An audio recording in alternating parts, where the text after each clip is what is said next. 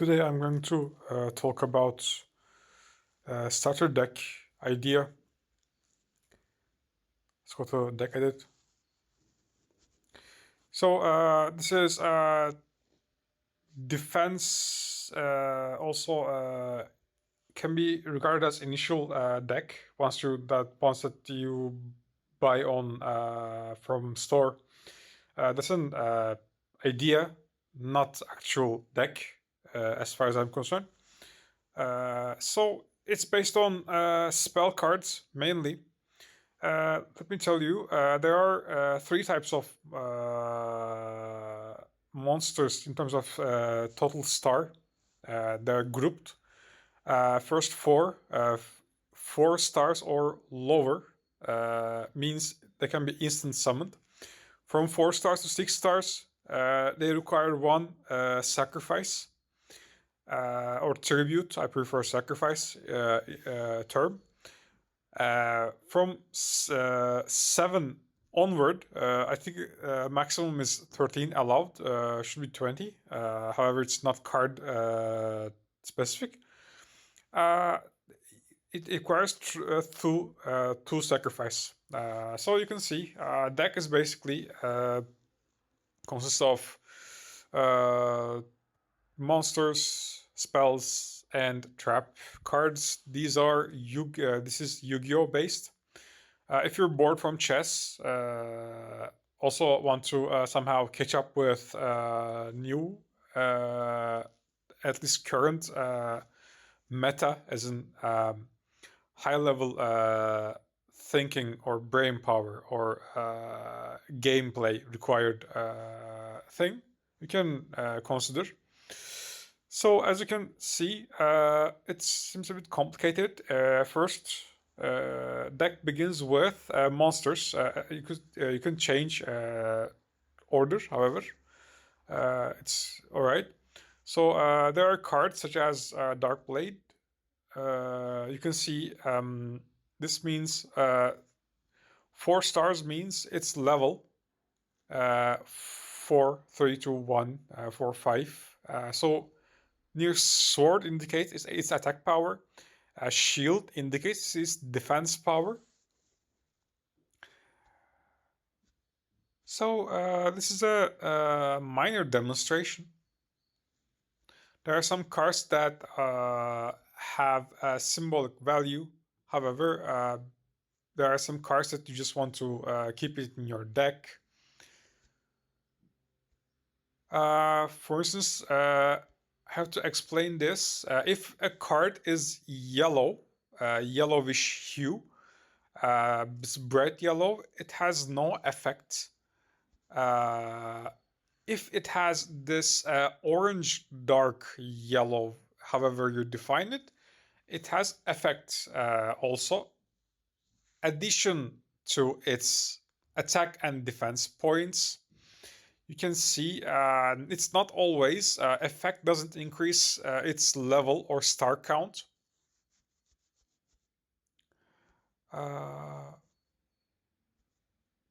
There are cards that you can include. For instance, you might have Jinzo in its full form. However, you can have its prior form or subordinate form, however you define. For instance, you can't afford, you may not be able to afford a Dark Magician Girl, not due to, you can have it, I think it might have it on my total deck. However, playing in terms of play, it's very specific. Also, it's very expensive. You will see if you play. For instance, you can have Magician of Faith. You can get benefit from its flip effect. Generally, you can put it on defensive, face down, in terms of battlefield, playfield, however you call it. And then once it's been attacked, you use its, you not consume its effect.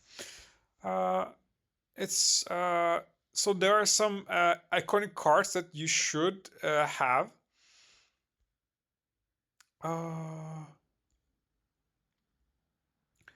and it's not always easy or correct to include some cards, however, preference based. So let's begin with cards. It goes with some performance. Brain Control is a good card, however, it's turn based. It only works on one turn, and once turn ends, you discard it. You send it to graveyard.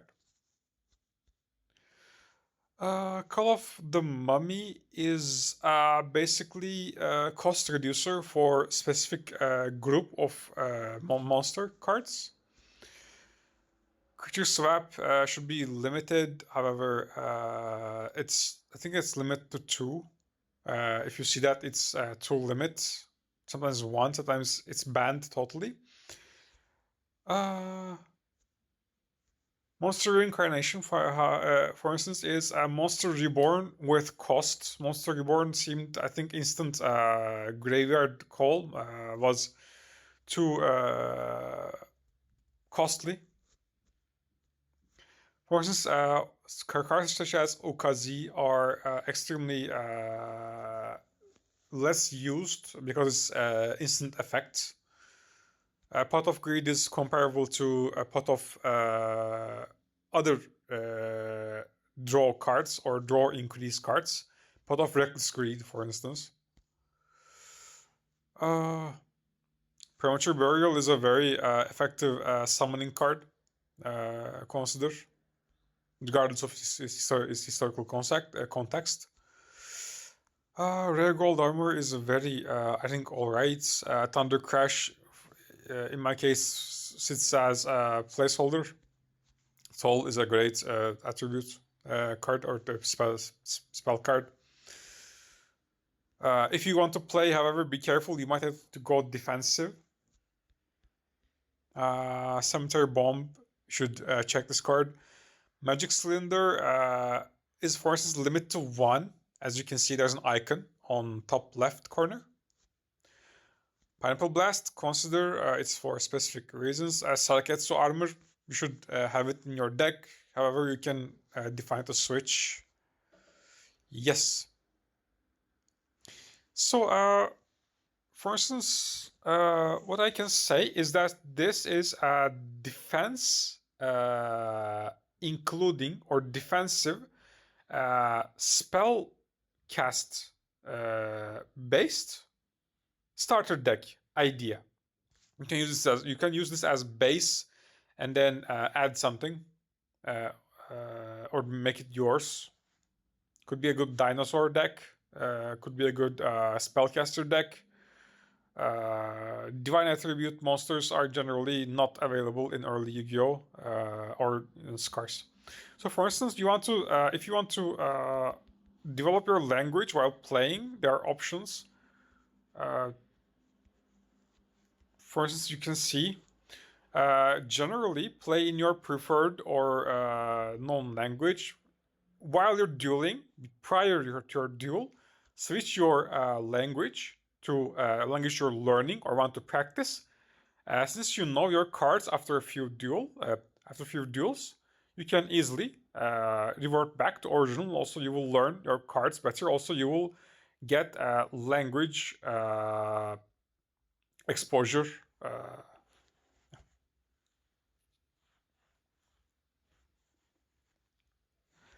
So I have some time, I think. For instance, consider which one? For instance, if I were you, I would avoid Shadow Ghoul. Also, vampire cards are also specific. Brain Control should be considered. For instance, if I were you, I would avoid Labyrinth Wall specifically. Because it's a card that has like evolutionary value, have a evolutionary stage. However, it's not, for instance, available in my deck.